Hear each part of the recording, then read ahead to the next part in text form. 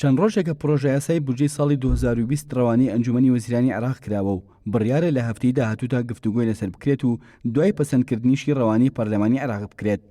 ئەحمەد مەلا تەڵال و تێبێژی سەرۆک وەزیرانی عێراق ڕایگەیاند کۆبوونەوەیەکی ئەنجومەنی وەزیران تایبەت دەکرێت بە گفتوگۆکردن و پەسەندکردنی پرۆژە یاسای بودجەی ساڵی 2020 کۆبوونەوەکەش سەرەتای هەفتەی داهاتوو ئەنجامەدرێ. ئەگەرچی هێشتا زانیاریەکی ئەوتۆ لەسەر پرۆژە یاساکە ئەشکرا نەکراوە و نازانرێت خەرجی و داهاتەکانی حکوومەت چەند دەبێت، بەڵام محەممەد دەڕاجی ئەندامی لیژنەی دارایی پەرلەمانی عێراق ڕایگەیاندووە پرۆژە یاسای بودجەی ساڵی 2020 بودجەیەکی تەواوە و بۆ کۆی ساڵەکە دانراوە نەک بۆ سێمان، هەروەها کۆی خەرجیەکان بە 148 تریلیۆن دینار و داهاتەکانیش بە 67 تریلیۆن دینار خەمڵێنراوە و تێیدا نرخی یەک بەرمیل نەوت بە 40 دۆلار دیاری کراوە. وتیشی بودجەی ساڵی 2020 عێراق موچەی فەرمانبەران و خەرجی بەکاربردن لە خۆ دەگرێت و هیچ دامەزراندنێکی تێدا نییە، چونکە دامەزراندن خراوەتە سەر بودجەی ساڵی 2021. محەممەد دەڕاجی ئاماژەی بەوەش کرد قەرزەکانی عێراق گەیشتۆتە 120 تریلیۆن دینار، ئەمە جگە لە قەرەبووکردنەوەی جەنگەکان کە بە 40 تریلیۆن دینار خەمڵێنراوە.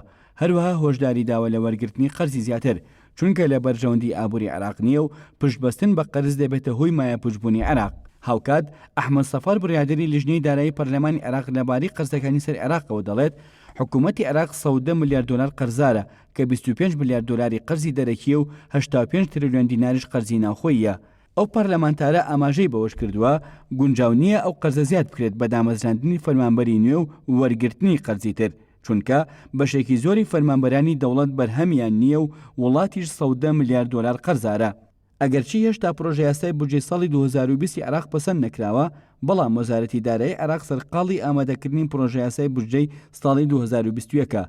وەفدی هەرێمی کوردستانیش بە سەرۆکایەتی قوبات تاڵەبانی جێگیری سەرۆکی حکوومەتی هەرێم لەگەڵ بەرپرسانی حکوومەتی فیدراڵی لە گفتوگۆدان بۆ ئەوەی لەسەر دۆسیەی نەوت و داهاتی خاڵە سنوورەکان و شایستەدارایەکانی هەرێمی کوردستان بگەنە ڕێککەوتن.